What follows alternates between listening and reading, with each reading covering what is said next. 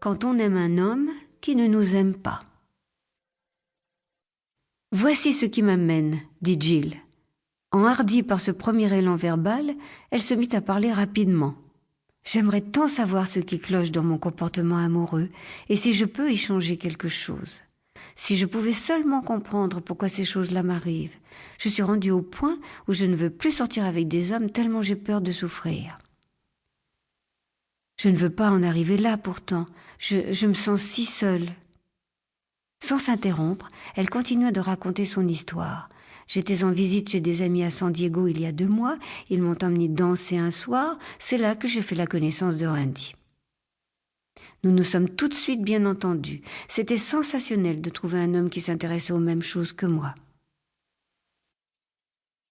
J'imaginais l'impétuosité de Jill lorsqu'elle se lança dans un tête-à-tête avec Randy, et l'empressement qu'elle mit à l'accueillir 1 semaine plus tard, quand il fit un détour de 160 kilomètres pour aller la voir à l'occasion d'un voyage d'affaires à Los Angeles.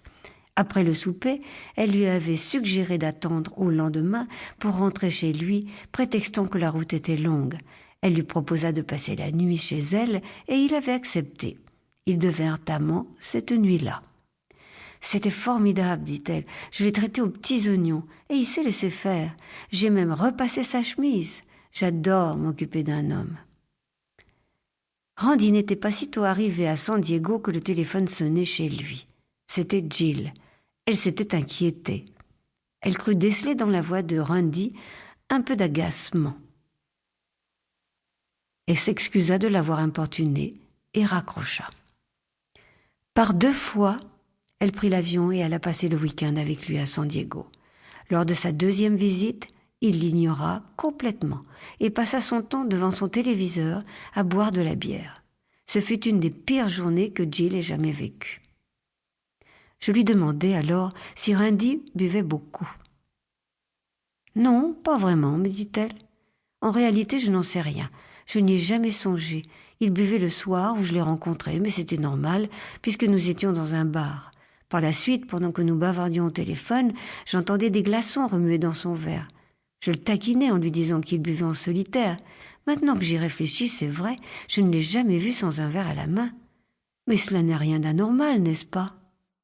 C'est peut-être à cause de moi qu'il buvait trop, parce que je l'ennuyais et qu'il n'avait pas envie d'être avec moi. Mon mari non plus ne supportait pas ma présence, ça sautait aux yeux. Même mon père m'évitait. Pourquoi agissaient-ils tous ainsi envers moi? Qu'est-ce qui ne va pas chez moi?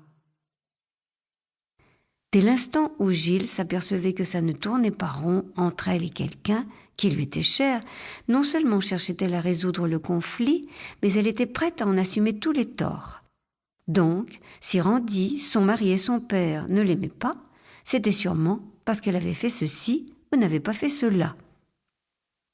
Ses valeurs, ses sentiments, son comportement, son vécu, tout chez Jill était symptomatique de ce type de femme pour qui l'amour et la souffrance vont forcément de pair. Elle présentait tous les signes qu'ont en commun les femmes qui aiment trop, peu importe qu'elles aient une liaison longue et ardue avec un seul homme ou un tas d'aventures avec beaucoup d'hommes. Trop aimer, ce n'est pas tomber amoureuse trop souvent, multiplier le nombre de vos amants ou éprouver un amour authentique et profond. En fait, c'est quand nous devenons obsédés par un homme et que cette obsession s'empare de nos émotions, nous dicte notre comportement et va jusqu'à mettre en danger notre santé, notre bien-être et que malgré tout, nous sommes incapables de rompre. Trop aimer, c'est mesurer la profondeur de notre amour à l'intensité de notre douleur. Ce n'est pas le hasard qui fait qu'une femme devienne une femme qui aime trop.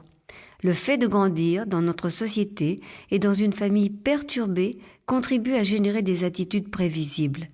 Les caractéristiques suivantes s'appliquent aux femmes qui aiment trop, des femmes comme Jill et peut-être aussi comme vous. Première caractéristique. Il est typique que vous veniez d'une famille perturbée dans laquelle vos besoins affectifs n'ont pas été satisfaits.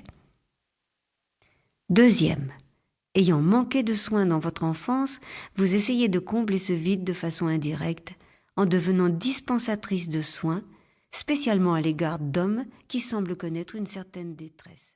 Pour continuer à écouter ce livre audio gratuitement, cliquez sur le lien dans la description et vous pourrez l'écouter en entier sans frais grâce à l'essai de 30 jours d'Audible.